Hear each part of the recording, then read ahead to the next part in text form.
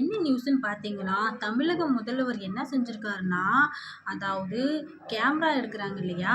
தமிழக தமிழக செயலர்ல அங்க அந்த ஃபோட்டோ எடுக்கும்போது, அந்த கேமராமேனோட கேமராவ வாங்கி ஃபோட்டோ எடுத்துருக்கிறாராமா. என்னங்க கேமரா முன்னாடி நிக்கிறவரே, இப்ப கேமராவ வாங்கி புகைப்படத்த ஃபோட்டோ எடுத்திருக்காருன்னு சொல்லிட்டு, செம்மையா கலக்கு கலக்குன்னு கலக்கியிருக்காரு. அத பத்தி நான் உங்களுக்கு ஃபுல்லா சொல்றேன் பாருங்க இப்போ. ஆமாங்க. அதாவது என்னன்னா, உலகத்தில மிக காஸ்ட்லியான கேமராமேன் யாருன்னு பார்த்தீங்கன்னா, நம்ம சிஎம் சார் தான். அவர் என்ன பண்ணாரு அப்படின்னு பார்த்தீங்கன்னா, கோலிவுட் மாஸ் ஹீரோவா இருக்கக்கூடிய அந்த விஜய் சார் என்ன பண்ணுவாரு, கேமராக்கு முன்னாடி நின்னு தான் படம் எடுப்பாரு, ஷூட் பண்ணுவார் இல்லையா?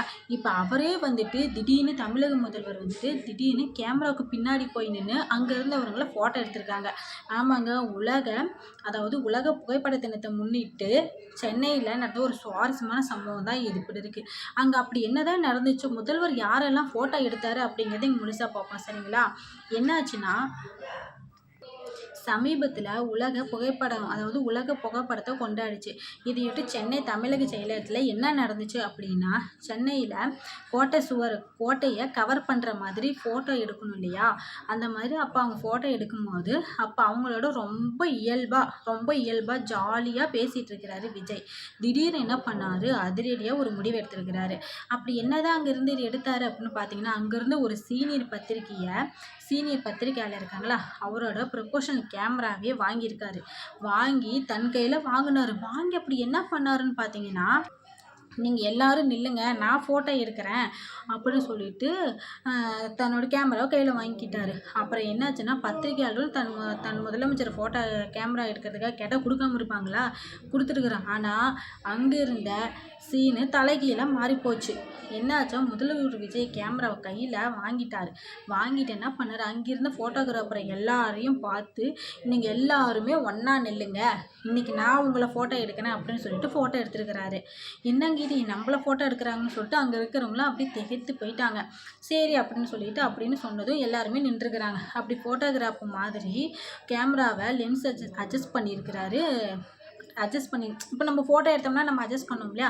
அந்த மாதிரிலாம் அட்ஜஸ்ட் பண்ணியிருக்காங்க. அங்கேருந்து ப்ரெஸ் மீடியாக்காரங்கெல்லாம் கச்சிதமாக ஃபோட்டோவை வீடியோவும் எடுக்கிறதுக்காக அசத்தியிருக்காரு நம்ம விஜய் சார். அங்கே இருக்கிறவங்கள வீடியோ எடுக்கிறாங்க இல்லையா, அவங்கள மாதிரி இவர் எடுத்துருக்கிறாருன்னு பார்த்துக்கோங்களேன். இதெல்லாம் பார்த்துட்டு என்ன பண்ணியிருக்காங்க, நம்ம நெட்டிசன்களும் சும்மா இருப்பாங்களா? என்ன பண்ணிட்டு இருக்காங்க, சினிமாவில் துப்பாக்கி படம், மாஸ்டர் படம்னு பல படங்களை கேமராவுக்கு முன்னாடி வச்சு நம்ம விஜய் போஸ் கொடுத்துருப்பார் இல்லையா? ஆனால் நிஜ வாழ்க்கையில் தான் ஒரு முதலமைச்சருங்கிறது அப்படிங்கிறது அவருக்கு தெரியும். முதலமைச்சரான மாநில கோட்டையில் உட்காந்து இப்படி செஞ்சதை பார்த்து the must explain to you camera அசிஸ்டண்ட்டெல்லாம் பார்த்து ரசிகர்களை அப்படி கொண்டாடுறாங்களாமா.